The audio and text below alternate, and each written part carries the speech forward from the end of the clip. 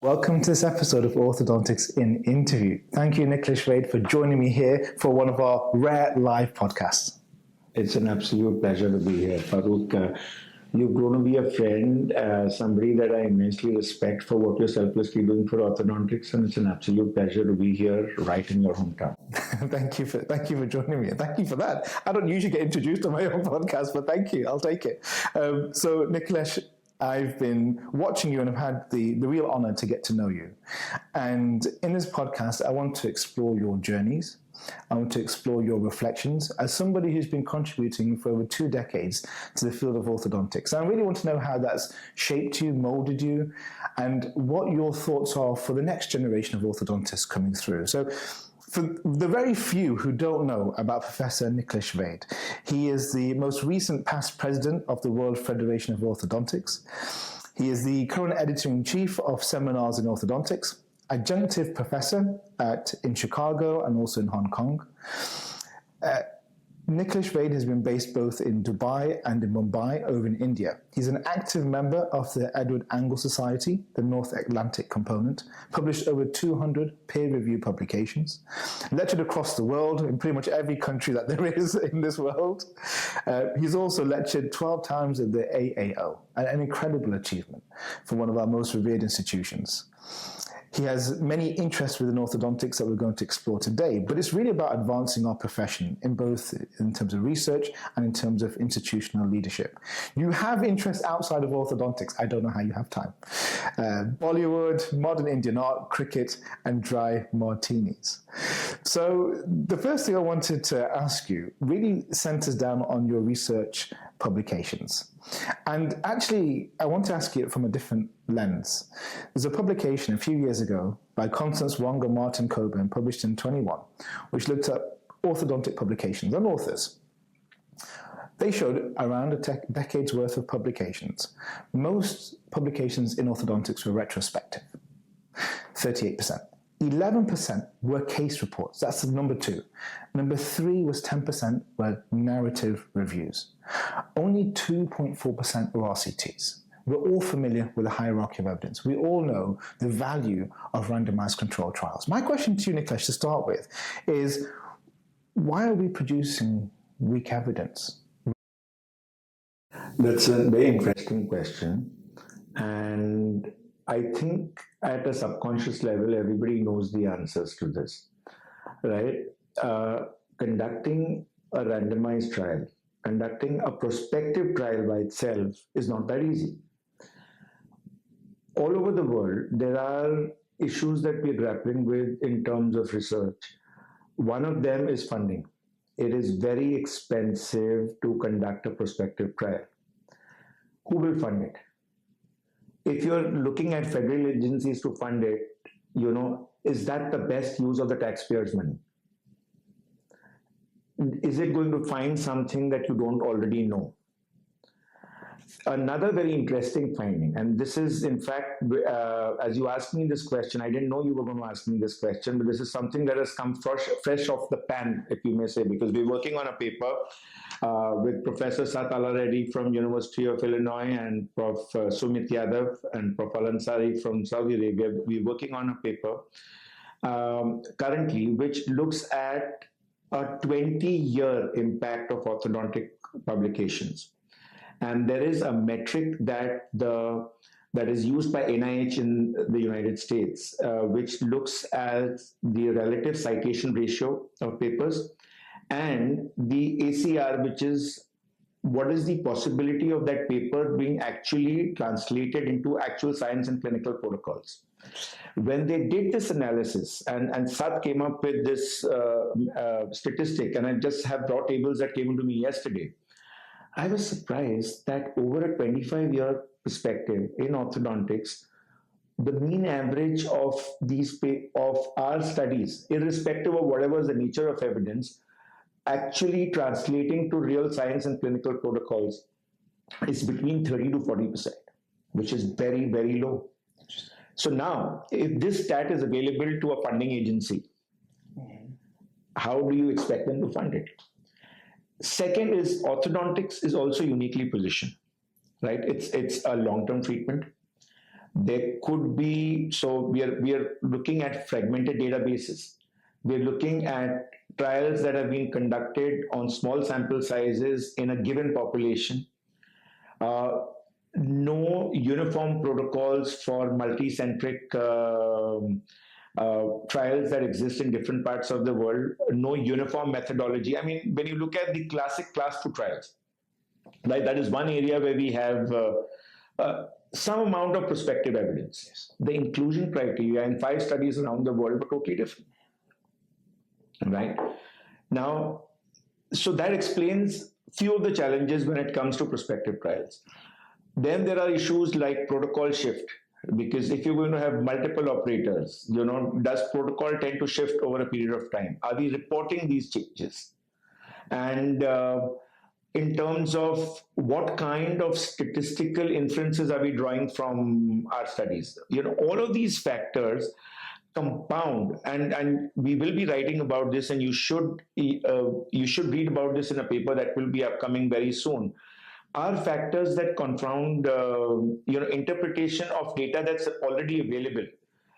So the impetus for a researcher in terms of whether it's at the institutional level, whether it's the dedication of time, money, human resource to a prospective trial, and which are the parts of the world where this kind of funding is actually available. These questions are extremely pertinent to answer first. This is more from a regulatory standpoint. So there are practical real-world issues. It's very easy to sit as a critic and say we do not have prospective trials. We know that, right?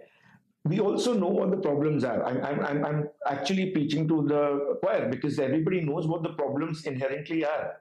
How do we find solutions, and how do we justify finding through a prospective process what, and is that really going to impact a clinical protocol? These questions need to be answered. That's really interesting. What the impact of these studies actually are in clinical practice. We may celebrate them being at the top of the peak in hierarchy of evidence, but if it doesn't actually do anything, then it's sitting there in isolation. Let me change the question to a different one. Case reports. 1 in 10 publications in orthodontics are case reports. What value do they hold at this stage when we are looking at things which are more meaningful in terms of at least the hierarchy of evidence? Should we have case reports still? Okay, so I remember publishing a guest editorial for the Brazilian Clinical Journal, and I think, yes, Professor Almeida from Brazil had asked me had invited me to do that. And we had actually inverted the pyramid to explain that there has to be a place for everything in a clinical specialty. Now, let's dissect this from a very simple perspective, right? Your case report, individual case report, is the building block of any kind of evidence that you're looking at. So that's like going to a construction site and saying, what use is this brick? Yeah. When I'm actually looking at the structural integrity of my column, yes, what use is this individual brick on this particular site? Because individually, it's the lowest in the hierarchy of evidence it is. But if you did not have those bricks, you cannot, create your construction. And we need to understand, I am not endocrinology. I am not internal medicine. This is a clinical science, and a lot of it is visual science. And this is a life cycle that happens in the life of every orthodontist. When you're in your 20s, early 30s, you're a freshly graduated orthodontist, you want to see clinical pictures when you go to a conference.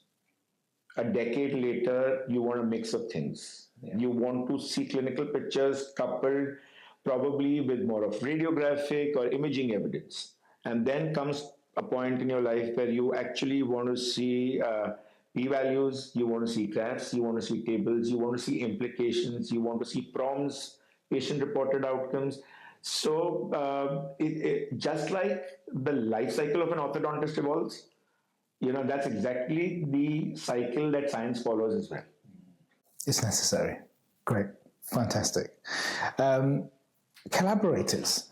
What was really interesting about Constance Wong's paper is they looked at people who published in orthodontics and looked at how much they had also collaborated. And what was really interesting was that they found that the majority of them didn't collaborate with other prolific authors. You're different to that, Nikhilesh. You've collaborated with other prolific publishers, authors. Samir Adel from Egypt, Adith Munagopal from New Zealand, Yasudan Bichu from Bichu, Carlos Flores-Mer. You collaborate quite a lot. So my question is from two perspectives. One is, why don't we see wider collaboration amongst orthodontic researchers? And secondly, why do you collaborate? All right, I'll answer the first question first. And the second question, so two questions. Why don't we see it often enough with authors? And why do I collaborate? Yes.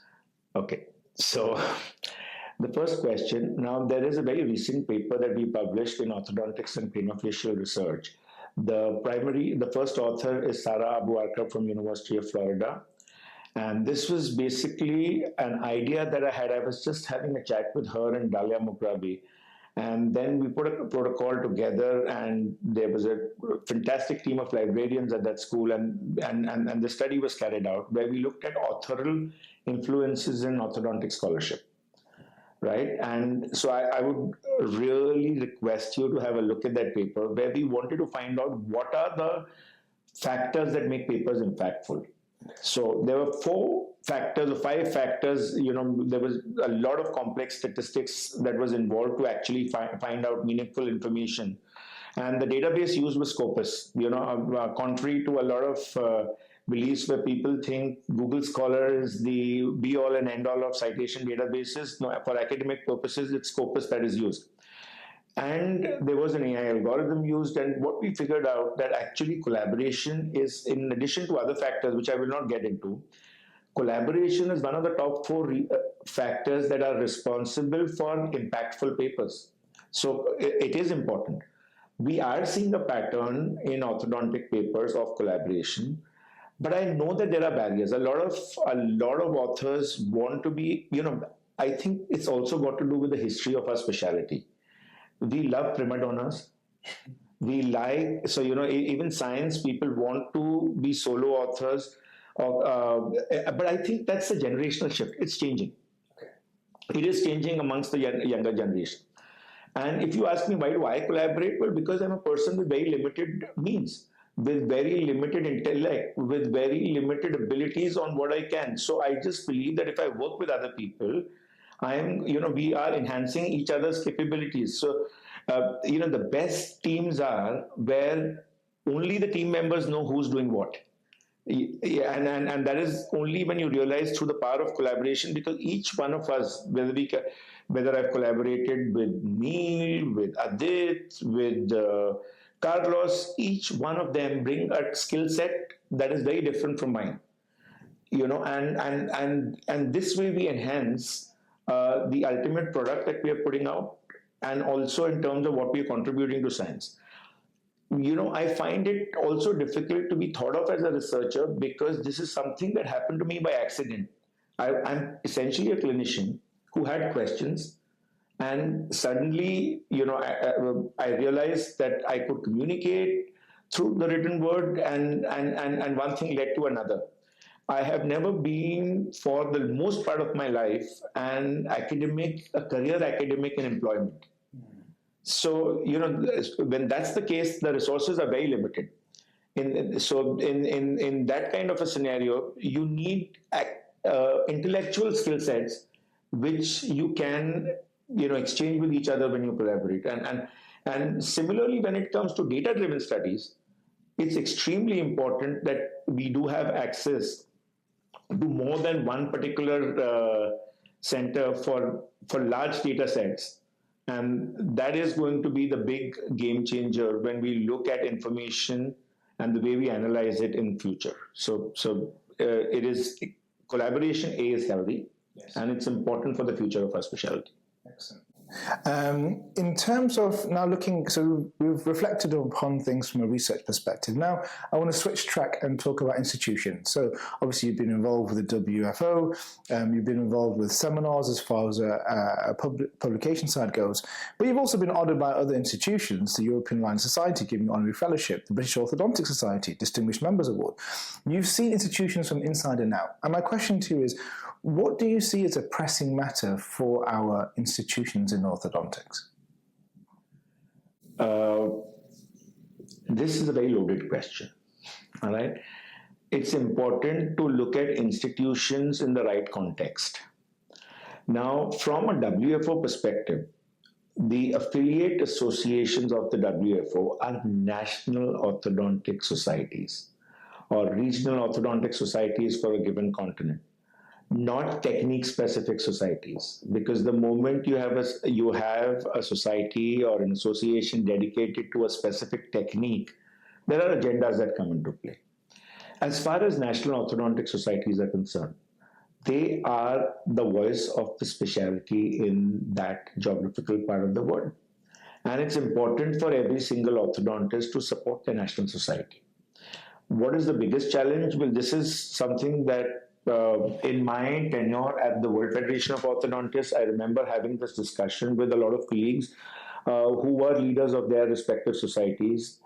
The number of people interested in doing voluntary service to serve a cause bigger than themselves is diminishing. It's got to do with economic conditions probably around the world. It's got to do with young people asking this question, what's in it for me? Right? And it involves a lot of sacrifice. It involves a lot of time away. We go to all these flashy meetings, right? But there are people who are burning midnight oil to make sure those meetings come to us. And these are meeting organizers who plan, who negotiate, who make sure that the meeting remains scientific. The commercial agendas are not at play. And they're essentially soul keepers of the profession, and they're doing it not expecting anything in return, right? So, and that is a challenge, because, in fact, one of the initiatives at the WFO that I'm extremely proud of, for young colleagues wanting to be researchers. You have grooming for young colleagues wanting to be clinicians. They can go ahead, go do courses for it. You have grooming for young colleagues who want to be academics, who want to publish. There's grooming for that. But there's no grooming for young colleagues wanting to do voluntary service. So the WFO actually founded FLOSS, which is a Future Leaders of Orthodontic Society, which is now come into force with the current administration of the WFO. This was an idea that was sold then, is because future leaders are those people who realize that there is a calling bigger than themselves that they need to give to the profession, because this profession has given us much more than we can ever give it back. And for me personally, this journey, I still remember, started as a 12 or a 13-year-old boy on a morning walk with my mother. God bless her soul, she's no more, she was a physician. And I remember my mother candidly saying this to me, that your dad and I have worked very hard. I don't want you to be chasing monetary gains in life. I don't want you to be chasing what everybody else as a professional does, having a busy practice or just be an academic. Your call has to be to serve a cause bigger than yourself. And it's only then will your dad and I ever feel that our sacrifices for you guys were worth it. And that has been my driving force since. That's incredible. That is incredible. In terms of looking at more nefarious practices, or so-called, where we see in publications, we'll have an editor-in-chief, and then we'll have publications in their own journal by themselves. There's been questions that have been asked on social media that, is this a conflict of interest? It appears to be. And actually, isn't that keeping this pool of editors and authors small, not allowing other people to come into that? As somebody who's been involved on both sides of the coin in that respect, do you see this happening? Do you see this nefarious practice taking place? How is it that we can have credibility for institutions when we have editor-in-chiefs publishing in their own journals? A very interesting question. So I will answer this question two ways. All right. So let me first go to the first aspect as which I see it. To say that somebody who has quality science to offer is not getting an avenue to publish in this decade is laughable, because there are so many orthodontic journals that are there. They are hungry for good content. Remember, in general, and I'm sure most editor-in-chiefs will agree with me, that more than 80-85% papers are rejected, right? For all Q1, Q2 journals. Probably the acceptance rate is less than 20%. That means there are papers that are coming in. So, and there is a dearth for papers. In fact, publishers want us to publish more science. So every editor-in-chief wants good science. So if there is content, there is merit, a paper will find its logical destination. That is for a fact. Remember, for all of us who today are at the higher hierarchy of publication, we all started as young researchers, right? And I believe that we got our chances only through merit. There is no grandfathering as far as publication is concerned. It's a totally merit-driven. We are a merit-driven specialty. Otherwise, we wouldn't have reached and evolved to the stage that we are, right? It's very easy for people to predict doomsdays. And most people who do that are generally frustrated with their own lives. It's a reflection of that, because we are an evolving, robust specialty that hasn't seen its best days yet. And I am an eternal optimist as far as that is concerned. And a lot of it is because you can see a demographic shift in publishing.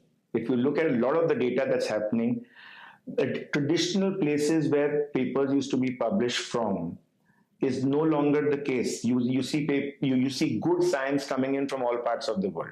And now coming more specifically back to seminars, if you notice, we are the journal with the highest representation of women on the editorial board, of largest amount of, for a journal that was primarily from only one continent earlier, you today have a global representation of authors. And this is something that is my brief to guest editors as well, that please make sure that you have diverse representation of authors from different parts of the world. And you can see that in recent trends, and that showcases in the metrics of the journal.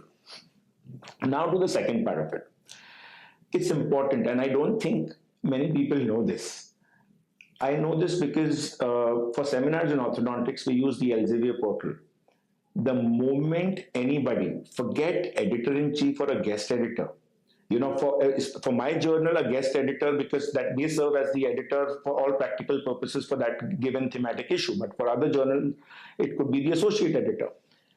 The moment you are a part of a manuscript, you are automatically blocked by the submission portal to have any access to that manuscript. So you do not even know who the editor would be to whom this manuscript is designated. You don't know who the reviewers are.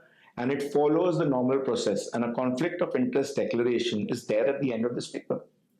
All papers published which have editorial board members do have a conflict of interest. More so if this question, specifically for a journal like seminars, if I'm inviting an author who is an expert in that field to guest edit an issue, why would I not want their expertise? I would want their expertise. But the only thing is, yes, you've got to be above board when it comes to ethical practices. And everybody is governed. All journals today are governed by guidelines. So, and the guidelines are very clear and explicitly stated in editorial policy that the moment anybody from the editorial board is an author on a manuscript, they have to be prevented from access to the back end of that particular manuscript with access to decision making as well as peer review of it. And those conflict of interest statements have to be declared. We have to find a way that is ethical, but at the same time, we have to find a way that gives us the best science. And that, I think, is the key balance. Great. In terms of, as you described it, interestingly, that the best days are still yet to come in orthodontics. Let's explore that. What innovation do you see happening in orthodontics to take us to our best days? Okay, now let me answer this in a little philosophical manner, right? Innovation is not a gadget.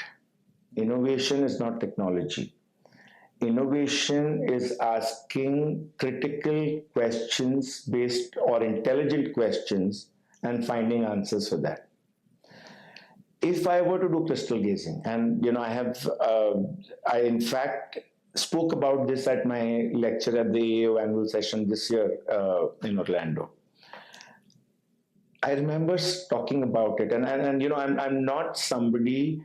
I believe more in the written word rather than the spoken word, because I believe a lot of the discourses around, he spoke about this at this particular meeting, and and when this is our discourse in conversations, we tend to make orthodontics less scholarly and more as a spoken science. Now, but these are two references that I would like to give you before I come to the premise I'm making. In 2018, I remember speaking at the AAO annual session, and I made a comment saying that future residents will be undertaking courses in machine learning.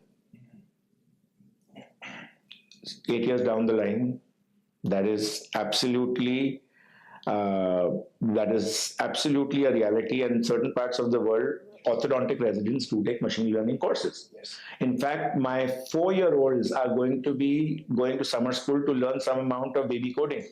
So, and that's exactly how from swimming lessons at 4-year-old to coding lessons at 4 years old, well, we've seen a change in the way the world works. Yes. I remember at the 2021 or 2020 AAO annual session, I spoke about the fact that very soon our mobile phones, right, will probably function as intraoral scanners. Today, you have published case reports, initial reports, where scans from remote monitoring images have been used to fabricate an appliance. Yes.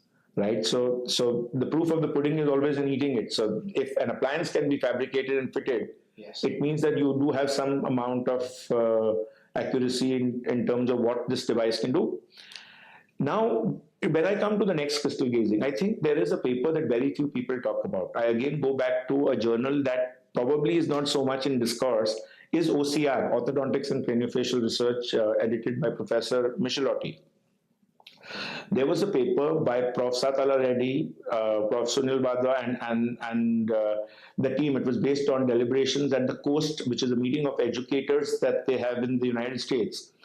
And there's a very interesting diagram that they came up with, that today we are actually at the tip of the technology pyramid. We've not even explored the full scope of what science can give us. Now let's understand that genomic data in the next year or so will be much more than the total volume of data that you have on YouTube, Twitter, X, name it, all the portals together. We're talking about petabytes already. So with this amount of data, you will probably have personalized care, which I think is going to be the next big thing, which is participatory, personalized, preventive, and truly care which will look at biological responses. Biology is the missing link. Omics profiles of patients, gene assays, and how all of that can be modified, eliminated to affect clinical care. So, we're still stuck on appliances, interaction of appliances, scans, which is probably going to be just 5% of the entire picture of holistic orthodontic care. So, they talk about the P4 paradigm, and that's, from monolithic diagnostics and appliance systems to, stratified personalized care. That's going to be the future mantra. How soon will we see it? Crystal gazing, 5, could be sooner, 10 years for a fact. Great. Well, I look forward to seeing these better times. education, you mentioned there about collaboration with educators. So the initiative from yourself and the WFO produced guidelines in 2023 about postgraduate education, 15 authors from across the world. I'm interested to explore two of your statements. One of those related specifically to what you've already mentioned about remote monitoring. Remote patient care technologies pertinent to orthodontic diagnosis to treat and evaluate outcomes. Now, in terms of the research behind remote monitoring at this stage, it is conflicting. We've got some research that would suggest Hansard's paper 2021, it helps to reduce appointment times. We've got other conflicting research from Felito 2022, which would say the reproducibility and reliability is around 50% with a significant error range. I'm interested to know why the WFO has put this in as its education outcome when it isn't as reproducible and reliable significantly. Why are you teaching future postgraduates something like this? Interesting question. Now, I'm going to answer this question again in three different ways. One, as somebody who's analyzing literature. One, as a regulator, or probably as somebody who is looking at futuristic guidelines for education. And third, as a researcher in this particular field. So, there are three hats that I'm going to wear. Now, first, the two studies that you spoke about, Ismail study, Ismail's my former resident, and the later paper, which was a year later, we're talking about two different things. Because there were, since our team has been involved with accuracy studies, on other aspects of orthodontics, we deliberately stayed away from accuracy studies when it came to remote monitoring. Does remote monitoring claim that I am giving you an accurate scan? Has that been a purported claim? Absolutely not. The purpose at that point in time, and please understand this is an evolving field, 4 years is a very long time. The purpose of this at that particular time was to detect aberrances, call in the patients to use other more accurate methods, and make sure that the treatment of tracking is gotten back on track in time. That was purely the purpose, right? In terms of accuracy, a lot has changed over the last 3-4 years in terms of published data, because there was a couple of case reports published in lots of journals where you've had appliances being manufactured out of mobile phone scans. So, what would I do with, so even the classic Invisalign study that we published in 2021 with Neil and Nada Howley, you have a mean percentage accuracy of 50%, but when you look at the discussion of that paper, it tells you that close to 80% of the patients would have passed the AB or OGS exam. So how we assess accuracy is a question for another day. We'll probably need another podcast for that. And there is some interesting papers by Nick Pandis published in seminars last year that actually explains the statistical tests that should be used in accuracy studies. So that's a discussion for another day, Farooq. Now, as far as remote monitoring broadly is concerned, right? My take on it is that a lot of the effects that you see in studies are Hawthorne effects. A lot of them are Hawthorne effects. A baby knows he's being watched, he'll be on better behavior than a baby who knows he's not being watched. As simple as that. Is monitoring good for patient care? Is it important for the connection between the orthodontist and the patient? Absolutely, yes. Is it the game changer that is going to affect orthodontic treatment? The answer is probably no. At this stage, probably no. Now, in terms of how the business of it is panning out, remote monitoring is a part. Just like what I spoke about, appliances themselves are a very small part of the larger realm of what we are doing. Remote monitoring is a small part of the entire oral healthcare or orthodontic healthcare delivery mechanism.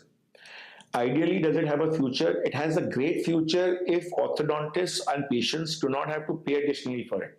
If it is incorporated as a part of their appliance system, it will have usefulness. But when commercial agendas come in, it takes a different turn altogether. And then, of course, you've got to justify cost. Now, I will come back to the question is, why were they a part of the WFO guidelines?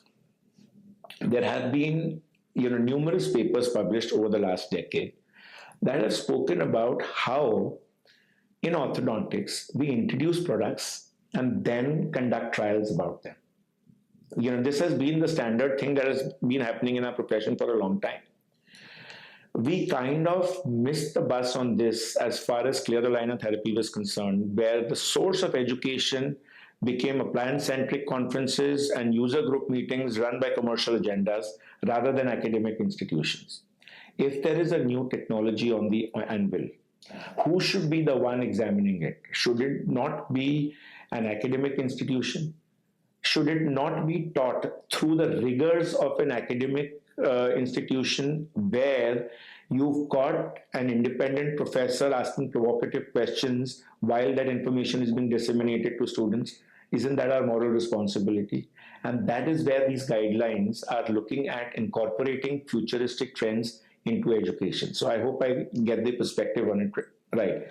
The idea is not to say that, okay, these are guidelines. There will be parts of the world where basic infrastructure for orthodontic education will not be there. So we have to have a common minimum agenda. But where it's there, today there is, just as you and I are talking, there is a very interesting issue of seminars in orthodontics on teleorthodontics that looks at the spread of it in academic institutions in certain parts of the world. So it's something that is already being implemented. Now that we know it's being implemented, let's structure it through academic rigor. That's where we're coming from. Excellent. Really interesting to hear you describe the parallels with aligners and how actually maybe we missed the boat there. Really interesting. The second thing I want to ask you really relates more to AI.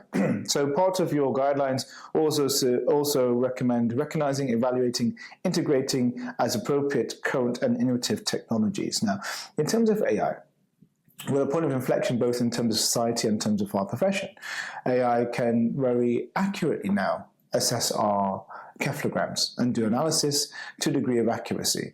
Now, the question really is, does it matter that the landmark identification and tracing those lines is not being carried out by clinicians?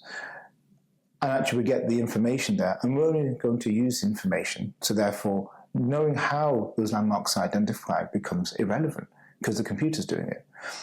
So do you think we're getting to that point now where actually we don't need this skill set now, and actually we just need to use the information? Can you see AI making our lives simpler and easier, and actually reducing our skill sets in one plane, but giving us more data on the other side? This question has, again, a multifaceted answer. And the answer here would be, from a clinician standpoint, yes, I want to cut to the chase. I want to do things that are important to enhance clinical care without getting lost in the woods, right? But at the same time, just as you and I talked, I'm reminded of a cooking analogy, right? I have been a huge fan of Gordon Ramsay shows. Partly because of the way he conducts himself. Yeah. I kind of find it cool. But having said that, now for expertise of that level, right, the man knows, or any expert of that level knows where ingredients are sourced from. What season do you get what ingredient? Yes. And what is the interplay or chemical reactions between different products that go into making a MasterChef kind of a dish, or a Michelin level dish.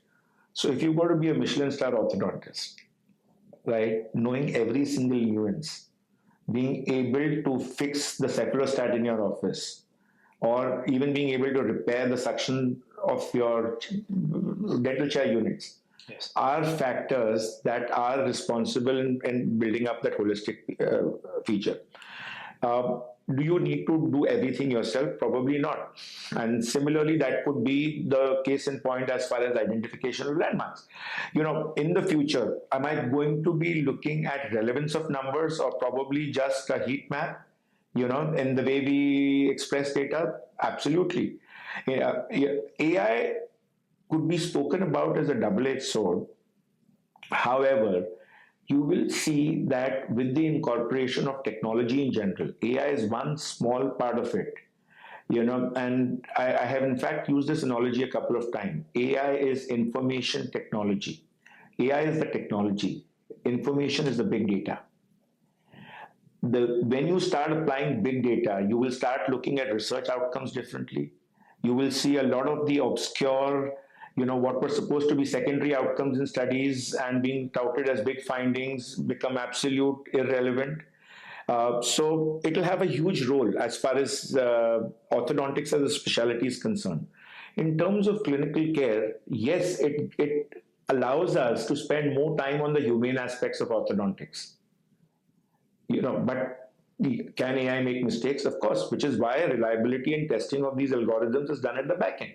Because this is not a chairside clinician's job to find out if, how often have I had a missed landmark. And, so, Farooq, let me put this question back to you as a clinician, right? If you've missed identifying a landmark, how often has that affected the quality of care that you've rendered to your patient?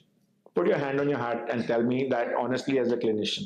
And that will probably answer the question, because we go through regimented education and there is a course correction for that. Yes. So technology is great, but unfortunately with AI what's happening is you can't say I will use it for this and I will use it for that. There will be a time in this data of metacognition where AI will chart the course. Wherever there's an application, somebody will rush there to use it. Yeah. The idea is how we imbibe and create our own protocols is something that the human in us will have to decide. It's just another resource. Nikilesh, I've very much enjoyed this conversation. And it's customary for us to end the podcast with asking you one question about what one piece of advice you would give to the orthodontist listening. Okay. If I were to put it in one sentence, let evidence be your language, but empathy be your dialect. You're treating humans. Any specialty of healthcare is about human connection. And all the jargon in everything that we're talking about, let's not miss that. I categorically am reminded, and I think I have even spoken about this in one special editorial that I wrote for AIinDentistry. This was a lesson that I learned, more than a decade and a half ago.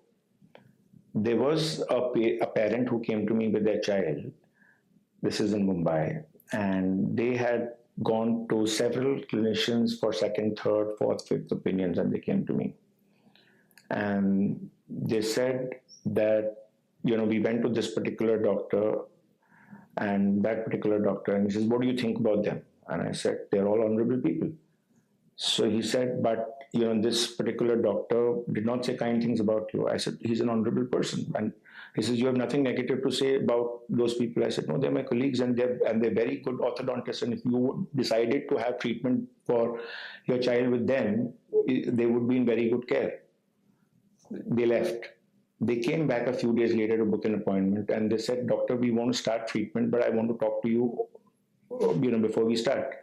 Says, the reason why I want to start treatment with you is because you did not criticize anybody. While everybody had some remark to say about somebody else. And I cannot have my child under the care of somebody who harbors hatred towards people. Wow.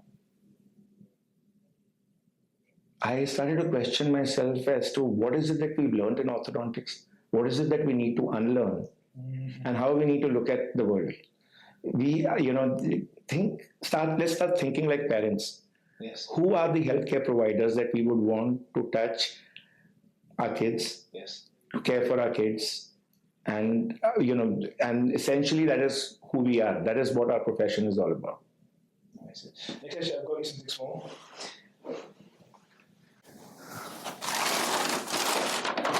Something for yourself, for you. Something for yourself and something for the twins. Thank you so much. Thank you. Thank you so much for joining me. And as always, please do subscribe and look forward to the next episode.